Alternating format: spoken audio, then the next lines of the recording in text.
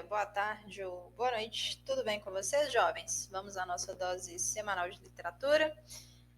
Hoje eu vou dar continuidade aí ao que nós já estamos conversando, né? Que é a questão dos contos dentro da literatura. Lembrando que a gente está no capítulo 4, volume 2. Quem quiser me acompanhar aí, eu estou na página 12, A Arte do Conto. Tranquilo? Bom, primeira coisa importante para a gente dizer aqui é que existe um contexto de circulação para os contos. Inicialmente, né, na origem lá dos contos, a circulação acontecia através da oralidade. Então, gente, o que acontece? Geralmente, os contos, né, como eles eram ditos, né, falados aí, para outras pessoas, eles eram mais curtos mesmo. Então era uma questão de facilitar, inclusive, aí a possibilidade de transmitir essa história, tá bom? Então a oralidade foi uma circulação aí desse gênero conto, desse gênero textual. O público-alvo, gente, inicialmente, né, eram as pessoas que viviam naquelas comunidades, e hoje esse contexto, ele mudou. Então, o público-alvo é aquela pessoa que tem, né, que gosta de consumir esse tipo de conteúdo. Hoje a gente tem muitos contos, né, que são divulgados aí na internet, tanto em blogs quanto booktubers costumam fazer leitura de contos ou criar contos e divulgar isso daí nas redes, o que facilita muito o consumo desse tipo de literatura. E também, né, gente, tem a contação de histórias, que eu adoro, por sinal. Que são as pessoas, os contistas, né, que reproduzem aí alguns contos já existentes, ou também podem criar contos e contar aí para as pessoas, para grupos. Eu lembro que quando eu estava na escola, né, no ensino fundamental, era muito comum contadores de histórias irem contar histórias para gente. E eu acho uma pena essa tradição, né, tá se perdendo aí, porque realmente eu gosto muito do aparato oral, né, da oralidade, para transmitir essas histórias. Eu acho que você tem o próprio corpo ali ajudando na compreensão, né, o outro a compreender o conto. Então, eu acho um recurso super legal. Então, né, isso daí vai alterar um pouquinho a questão do público-alvo, que também pode ser aquelas pessoas que gostam de ouvir histórias. Também existe esse público aí, né? Lembrando que os contos eles são mais dinâmicos, então eles são curtinhos, dá para a gente fazer uma contação de história tranquilamente. A gente podia, inclusive, pensar em alguma coisa nesse sentido, né? Bom, falando sobre verossimilhança, gente, a verossimilhança é a ligação que o texto tem com a realidade. Não significa que ele tem que ser verídico, que ele tem que existir de fato, mas ele tem que ter uma harmonia, né? Ele tem que ter sentido aí para a obra literária ter coerência, certo? Então, por exemplo, dentro daquele universo criado para o conto, né, as coisas têm que fazer sentido, não necessariamente tem que ser reais. Um exemplo de verossimilhança, quando você vai assistir lá Star Wars, né, não existe, a gente sabe que no mundo real aquilo dali não existe, mas é verossimilhante? É, porque dentro daquela realidade ele tem sentido, ele é coerente, ele é coeso. Tranquilo? Se os textos ficcionais não têm verossimilhança, gente, é muito possível que eles não façam sucesso, porque a gente não consegue transmitir, a gente não consegue apreender, né, a mensagem ali, nem criar imaginativamente a situação que o autor se propõe ali a mostrar para a gente. Então, por mais que seja um conto fantástico, né, um conto que não é real, ele precisa de ser verossimilhante. Tranquilo? Lembrando que vero é do latim, que significa verdadeiro ou real, e símil é semelhante. Então é algo semelhante à realidade. Tranquilo? Beleza? Vamos lá. Elementos essenciais de uma narrativa, de um conto, né? Eu preciso de ter um narrador. E existem vários tipos de narradores. A gente tem os narradores protagonistas, o narrador observador, o narrador testemunha e o narrador onisciente. Esse narrador protagonista, gente, pode ser um narrador personagem também, tá? Não necessariamente ele tem que ser o protagonista da história. Bom, mas os elementos essenciais da narrativa são narrador, personagens, tempo, espaço e enredo. E aqui dentro do enredo eu tenho clímax, desfecho, introdução, né? Todas essas esferas internas de um conto, que eu vou falar sobre cada uma delas, mas vocês já estudaram, mas é bom a gente dar uma relembrada, né? Lembrando que tudo isso daí está dentro do enredo. O enredo é a própria história. Bom, então, gente, o narrador, ele é um ser ficcional, ok? Ele não é o autor, ele não está no mundo real, ele existe ali dentro daquele livro, dentro daquela ficção, e ele tem autonomia, ok? Ele não está ligado diretamente ao autor, não se esqueçam disso. Tanto é que tem escritoras, mulheres que escrevem, né, com eu lírico, com narrador, isso pode ser em poema ou em prosa, que é masculino e vice-versa. Isso daí não compromete a estrutura ou a qualidade do conto. Tranques, beleza? Todo mundo em paz? Então vamos dar continuidade. Entenderam o que é narrador, né, gente? Isso é importante. Ele vai contar a história aí e ele tem essas outras possibilidades para narrar a história. Então vamos lá. O olhar, né, gente, que o narrador vai ter aí na história, ele é muito importante para dar um cara para a história, né? Então a gente vai analisar juntos aqui alguns trechinhos. Primeiro eu vou falar um pouquinho sobre o narrador protagonista, que é aquele que narra a história, é o personagem principal da história. Tem um narrador protagonista chamado Bentinho, do Dom Casmurro, do grande escritor brasileiro, talvez um dos mais importantes escritores aqui da nossa nação, que é o Machado de Assis. Então eu tenho um narrador protagonista, o Bentinho conta toda a história, e é um narrador que às vezes é perigoso, sabia? Porque ele pode enganar a gente, né? Ele que está contando a história, ele é o principal da história, então a gente só vai saber das coisas a partir do ponto de vista dele. Isso é muito perigoso.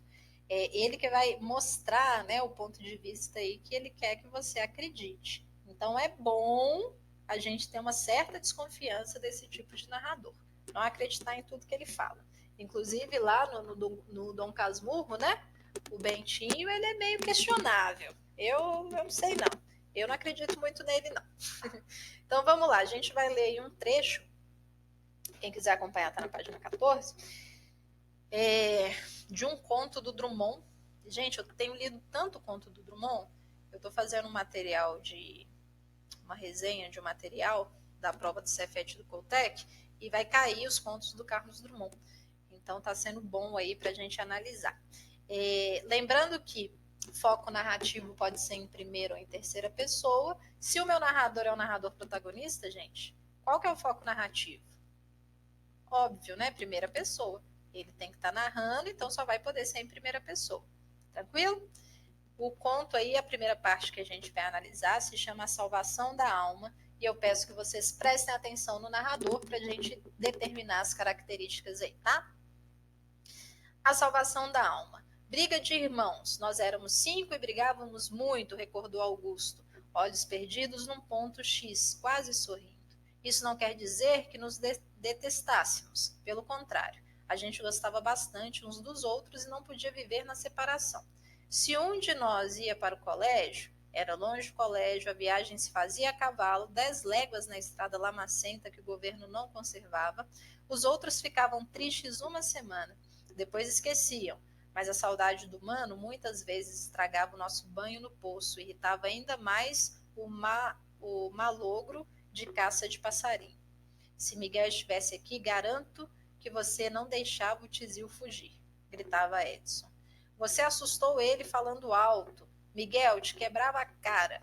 Miguel era o mais velho e fora fazer o seu ginásio. Não se sabe bem por que sua presença teria impedido a fuga do pássaro, nem ainda porque o tapa no rosto de Tito, como com o tizil já longínquo, teria remediado o acontecimento. Mas o fato é que a figura de Miguel evocava naquele instante embalava nosso desapontamento e, de certo modo, participava dele, ajudando-nos a voltar para casa de mãos vazias e enfrentar o risinho malévolo dos Guimarães.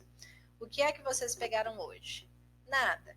Miguel era deste tamanho, impunha-se. Além disso, sabia palavras difíceis, inclusive xingamentos, que nos deixavam de boca aberta, ao explodirem na discussão e que decorávamos para aplicar na primeira oportunidade em nossas brigas particulares com os meninos de rua. Realmente, Miguel fazia muita falta, embora cada um de nós trouxesse na pele a marca de sua autoridade, e pensávamos com ânsia no seu regresso, um pouco para gozar de sua companhia, outro pouco para aprender nomes feios, e bastante para descontar os socos que ele nos dera, o miserável. Bom, então esse é o primeiro trechinho aí, desse fragmento, né, de Salvação da Alma. O narrador, ele é personagem, e ele é o protagonista do conto, ok? Que é um dos irmãos aí. Então ele está dando a perspectiva a respeito desse trecho, que é uma perspectiva dele. Se fosse o Miguel, que é o irmão mais velho, contando, com certeza ele daria uma outra perspectiva. Ele não ia se chamar de miserável, por exemplo, né? Que é o que o narrador faz aí. Esse narrador é o Augusto, gente. E ele conta, né, pro leitor aí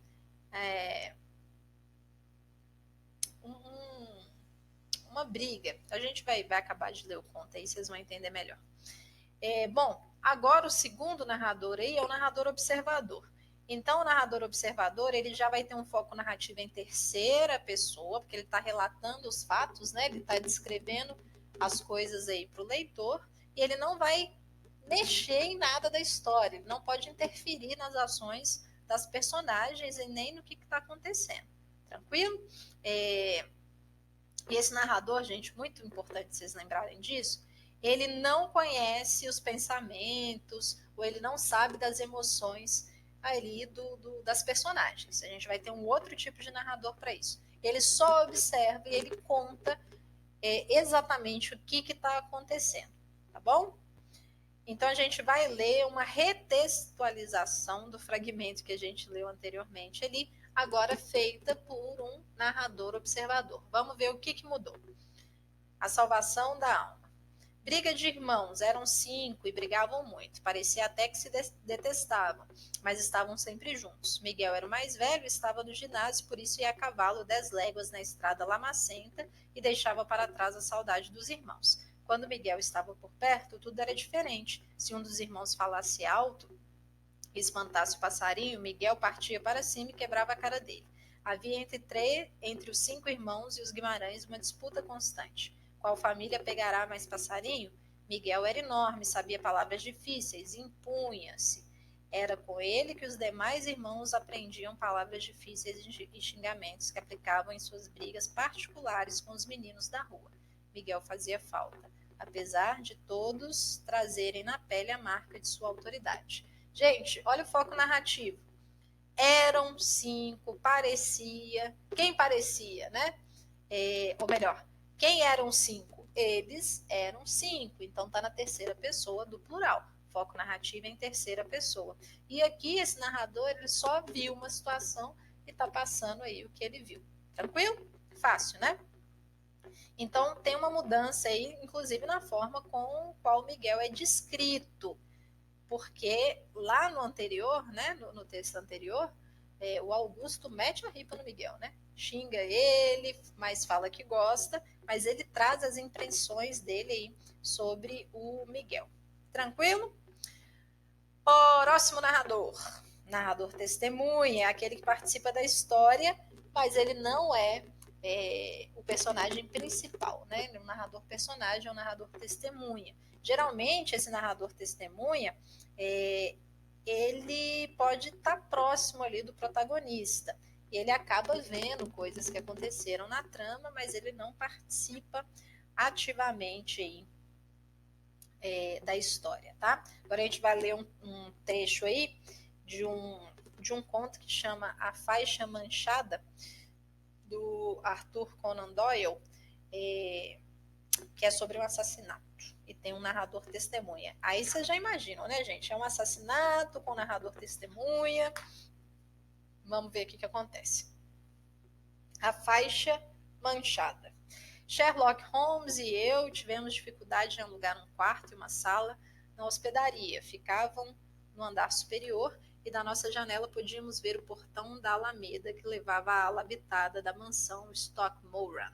Ao escurecer, vimos o Dr. Roylott passar de carro, com um corpo enorme ao lado do rapaz que o acompanhava e que demorou a abrir os pesados portões. Ouvimos o rosnar rouco da sua voz e vimos a fúria com que fechou os punhos e os mostrou ao rapaz. O carro continuou e uns minutos depois vimos surgir uma luz entre as árvores, quando foi acesa a lâmpada numa das salas. Sabe, Watson, disse Holmes, quando estávamos sentados na semi-obscuridade. Estou indeciso se devo levá-lo hoje à noite ou não. Há indícios positivos de grande perigo.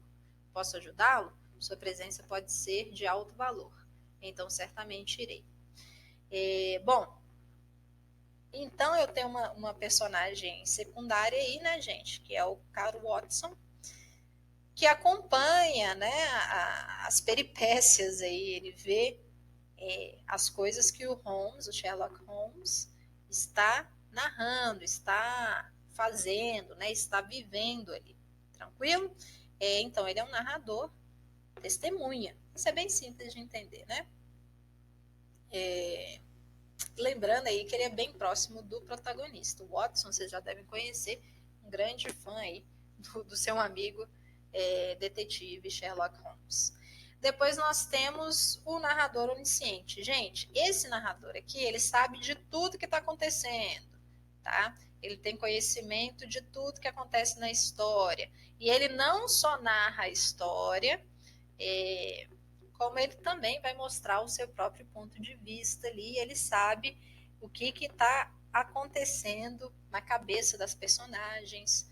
Ele sabe da trama inteira ali, ok? Incluindo os sentimentos, os desejos que as personagens têm. E aí a gente vai ler um trechinho aqui de um dos contos da Lígia Fagundes Telles, que se chama A Caçada. E aqui nós temos um narrador onisciente. Quero que vocês observem isso. A loja de antiguidade tinha o cheiro de uma arca de sacristia, com seus panos embolorados e livros comidos de traça. Com as pontas dos dedos, o homem tocou numa pilha de quadros. Uma mariposa levantou o voo e foi chocar-se contra uma imagem de mãos decepadas. Bonita imagem, disse ele. A velha tirou um grampo do coque e limpou a unha do polegar. Tornou a enfiar o grampo no cabelo. É um São Francisco. Ele então voltou-se lentamente para a tapeçaria que tomava toda a parede do fundo da loja. Aproximou-se mais. A velha aproximou-se também. Já vi que o senhor se interessa mesmo é por isso. Pena que esteja nesse estado. O homem estendeu a mão até a tapeçaria, mas não chegou a tocá-la. O homem acendeu um cigarro, sua mão tremia. Em que tempo, meu Deus, em que tempo teria assistido a essa cena? E onde? Era uma caçada. No primeiro plano estava o caçador de arco retesado, apontando para uma touceira espessa. Num plano mais fundo, o segundo caçador espreitava por entre as árvores do bosque, mas este era apenas uma vaga silhueta cujo rosto se reduzira a um esmaecido contorno. Poderoso, absoluto, era o primeiro caçador, a barba violenta como um bolo de serpentes, os músculos tensos à espera de que a caça levantasse para desferir-lhe a seta. Beleza, gente. Então, nesse texto aqui, o narrador ele está revelando os fatos, né? E os pensamentos e as sensações das personagens. Como ele, né, é um narrador aí onisciente, ele está contando a história, então meu foco narrativo é em terceira pessoa também, ok? O narrador onisciente, ele pode escolher te contar as coisas ou não, depende de qual que é o estilo aí do escritor. Tranquilo? Fácil, né? E vamos falar um pouquinho do tempo dentro dos elementos narrativos. Eu tenho o tempo cronológico, o tempo psicológico e o tempo histórico. Bem fácil de entender, gente. O tempo cronológico é o tempo do relógio, né? A gente consegue medir aí o tempo, pode ser manhã, tarde, noite, durante semanas, meses, anos, séculos. Então, é uma coisa que tem uma lógica cronológica, né? Tem uma lógica interna, numérica quase, ok? E o que vai indicar isso, gente? Os advérbios de tempo. Há 2 semanas, né, a locução adverbial, melhor dizendo, há 2 semanas atrás, pela manhã, certo? Os tempos verbais de modo indicativo e subjuntivo e tudo que indicar tempo aí, uma sequência lógica de tempo. Tranks? Já o tempo psicológico ele é um pouquinho mais complexo. Ele tem a ver, gente, com as personagens, tá? Então, o tempo psicológico tem muito a ver com a questão interna de cada personagem. Então, vai depender aí do estado de espírito da personagem, vai depender dos flashbacks. E ela fica um pouco difícil de você colocar um tempo. Às vezes a personagem está vivendo hoje e aí ela tem um flashback lá da infância dela e muitas vezes a gente nem é avisado que é um flashback, né? Tem filmes, por exemplo, que a personagem está tendo um flashback e a gente só descobre no final. Então tem muito a ver com lembrança, com devaneios, ok?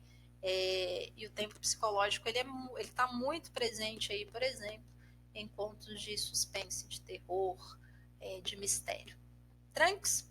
E o tempo histórico é muito legal, gente. Ele é como se eu tivesse dentro do conto, né? Além, posso ter um tempo cronológico e psicológico, e o tempo histórico são os fatos que podem acontecer ali dentro de um momento histórico da humanidade. Por exemplo, nós estamos vivendo um momento histórico agora, né? A gente está em uma pandemia global. Então, pode ser que futuramente, quando as pessoas forem escrever sobre esse momento, né, contar as histórias, não sobre esse momento, mas contar uma história, ele pode estar dentro, essa história pode estar dentro de um tempo histórico. Tranquilo? Fácil, né? O tempo é bem tranquilo. Logo após aí, a gente vai ter um trechinho de um dos contos do Edgar Allan Poe, que é o mestre do terror, né? Ele fez aí histórias extraordinárias. Ligeia é um conto que a gente consegue observar aí o tempo. Então, vou ler esse trechinho para a gente observar. Juro pela minha alma que não posso lembrar-me quando, ou mesmo precisamente onde, travei pela primeira vez conhecimento com Lady Ligeia. Longos anos se passaram desde então e minha memória se enfraqueceu pelo muito sofrer. Ou talvez não posso agora reevocar aqueles pontos, porque, na verdade, o caráter de minha bem-amada, seu raro saber, sua estranha, mas plácida qualidade de beleza e a emocionante, subjugante eloquência de sua linguagem musical haviam aberto caminho dentro do meu coração, a passos tão constantes e tão furtivos que passaram despercebidos e ignorados. Entretanto, acredito que a encontrei pela primeira vez e depois frequentemente em alguma grande e decadente cidade velha das margens do Reno. E hoje, enquanto escrevo essas linhas, a lembrança que me vem como um clarão, nunca soube o nome da família da que foi minha amiga e noiva, depois se tornou companheira de meus estudos, finalmente a esposa do meu coração. Gente, esse conto aqui ele não mostra nada de terror, né? Mas ele é um conto de terror. Quem tiver interesse aí depois dá uma olhadinha. Bom, nesse conto aqui a gente não consegue observar, né, o tempo cronológico, porque o narrador ele vai contando aí memórias do passado dele, não tem ordem cronológica. Então a gente pode ver que está muito relacionado à imaginação da personagem, né? Então o tempo aí mais importante para a gente é o tempo psicológico. Tranquilo? Tudo em paz? Bom, por hoje é isso. Acho que eu já falei aí as coisas principais sobre esses temas, que são os elementos principais da narrativa. Espero que vocês tenham gostado. Vejo vocês na próxima aula e tchau!